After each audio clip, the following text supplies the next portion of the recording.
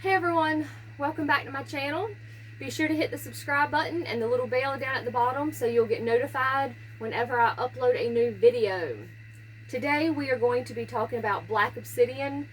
I thought with Samhain right around the corner, or as you know it is Halloween, right around the corner, I would do this. After some questioning, I decided to do a video about gemstones. And I plan to do at least a video about gemstones here and there because, as some of you know, I am a gemstone freak, and this will do me good to re-up my knowledge on them as well as spread some knowledge for y'all. Anyway, as I was saying, black obsidian is for today because I use it during Samhain when I pull out the Ouija board. Obsidian is known for its protective properties, so that is why I chose it today. Now, in my research and reading, I have found its use for, honestly, a lot more shit that I didn't know about. So anyway, without further ado, as some of y'all have become accustomed to, and here goes. This lovely stone is produced from rapid cooling of Felisk lava. In layman terms, black obsidian is formed when a volcano erupts and the lava cools very quickly. It is commonly found within the margins of rhyolithic lava flows known as obsidian flows. So obsidian, or black obsidian, can pretty much be found anywhere that there was a active volcano at some point in time and the lava cooled very quickly. So probably in cooler regions, but pretty much anywhere. Black obsidian is also known as volcanic glass and royal agate because of the depth of its color. And if I have some Game of Thrones fans out there, here is a little interesting fact. Game of Thrones used black obsidian as dragon's glass, which I thought that was pretty neat. I can actually see it being used as dragon's glass because if it's formed by rapidly cooling lava, what is dragon's breath when they do the fire? I don't know. I thought it was kind of neat. But anyway, there are several shades of obsidian, including rainbow, snowflake, gold, and mahogany. Each carries its own properties as well as these. Now, let me explain that sentence. One of the books that I used, and I'm really glad I did, is, if I can pick it up, is The Encyclopedia of Crystals by Judy Hall. She is one of my favorite authors when it comes to gemstones. Now, in her book, she has obsidian and black obsidian as two separate stones. In my research and my reading, there is no difference. So in my paper that I'll be reading from, I will interchange black obsidian and obsidian because I couldn't find a difference. In her book, it reads, in addition to carrying the genetic properties of obsidian, this shamanic stone.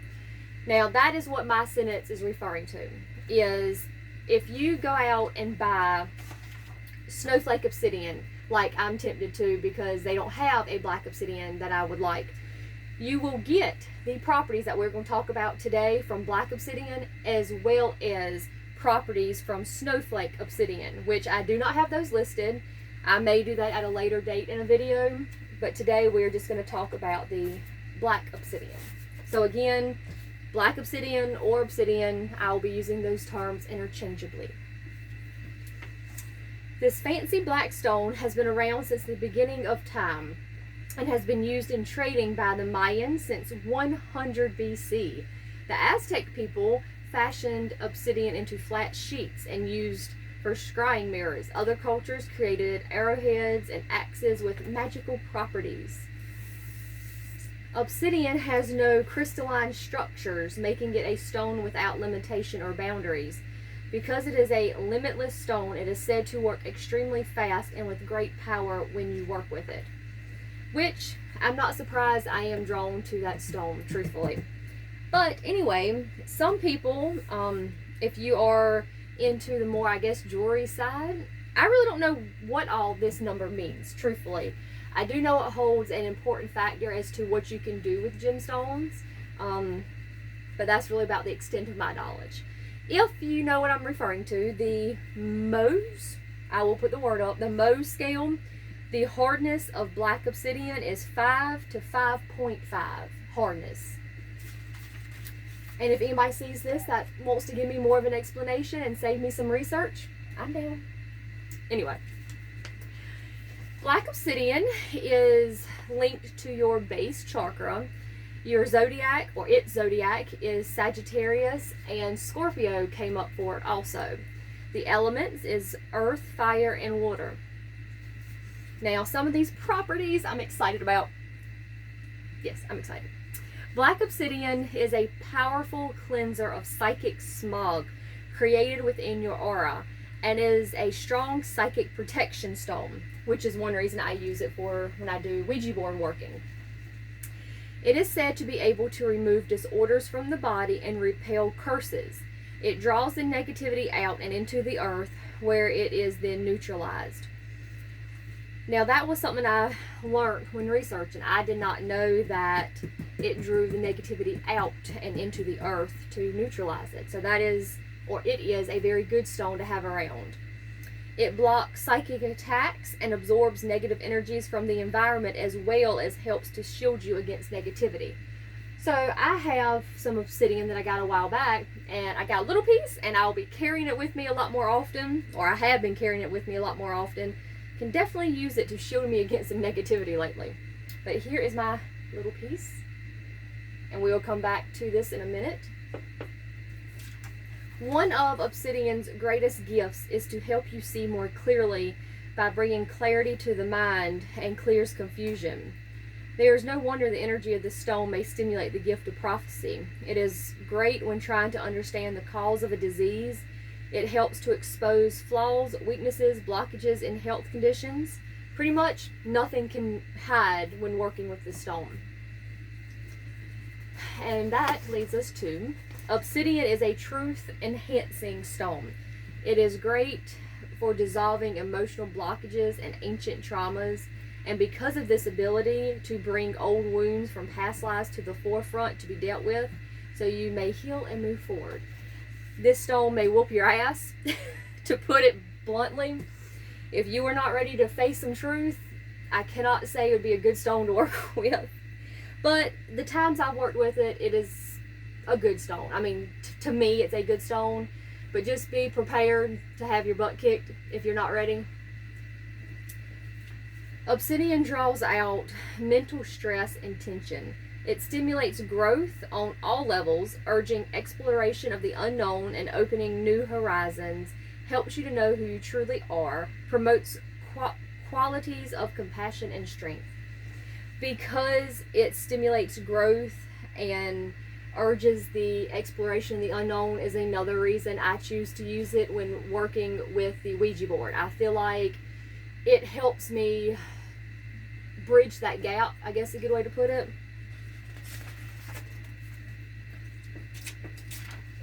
Since it is a base chakra stone and has a strong connection to the earth, this stone is great for cleansing and grounding.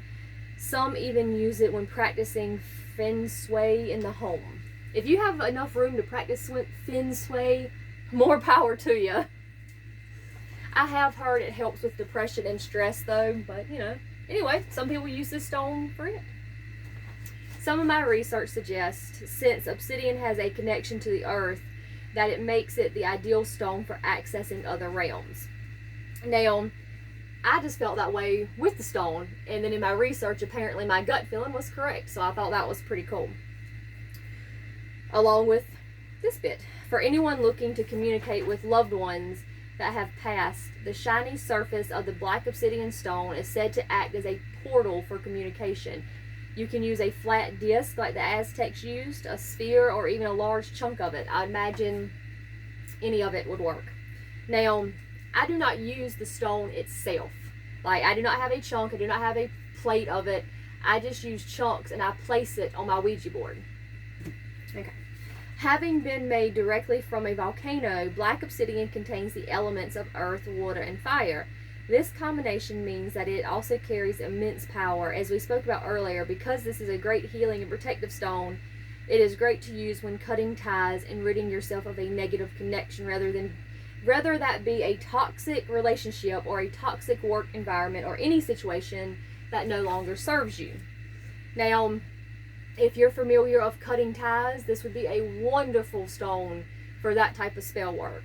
Even in the mundane sense, if you know somebody that is struggling with a toxic relationship, a toxic situation, this would be a lovely stone to give them as a gift, whether it be a ring, a bracelet, a necklace, really anything. And I wanted to include this bit. How can you tell if your obsidian is real?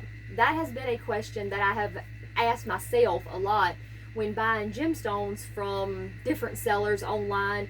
Hell, even Hobby Lobby sells gemstones in a container now. So this is a question I've been asked myself. I ask myself a lot. Specifically to black obsidian or to obsidian, the best way is to examine the surface and weight of the stone. Polished, it's not really heavy. It's not lightweight, but it's not heavy like some other stones are. And polished, it will have the appearance of glass. Because of how it's made, you might see imperfections in it, but they are going to be dark.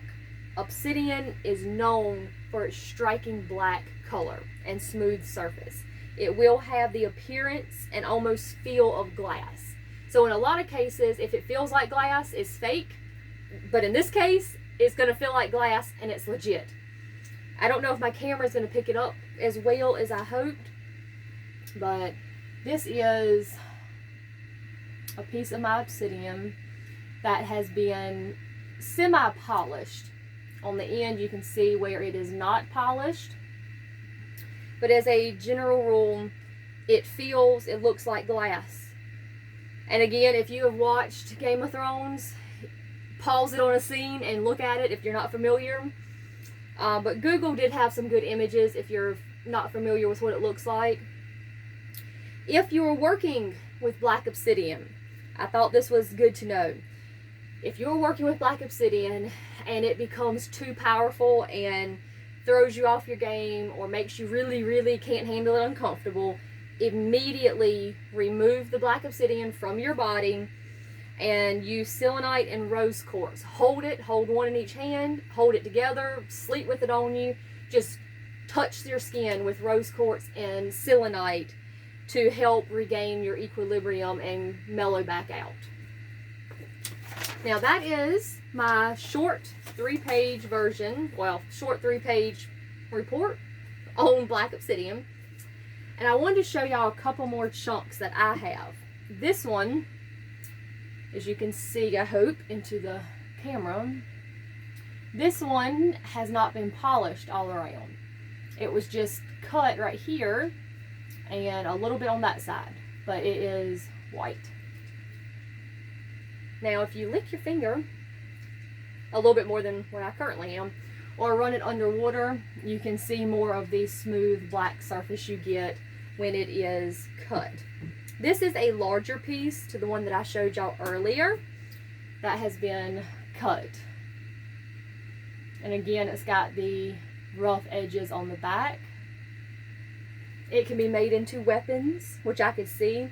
This chunk actually has a little bit of weight to it, but it's still not really heavy.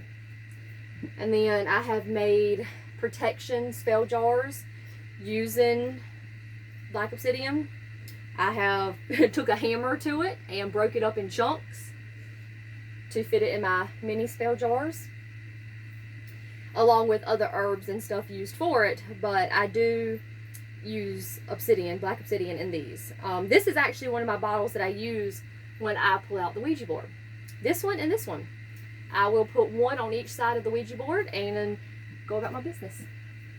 But anyway, that would be the little bit of information. I do hope y'all have learned something today. I did learn a few things myself. But anyway, I do hope that y'all have a wonderful coming week, and make sure you hit the subscribe button. I am going to do my best to get another video posted real soon, and I hope to see y'all here, there, however you want to say it. Until then, see you next time. Thanks for joining and watching. Bye!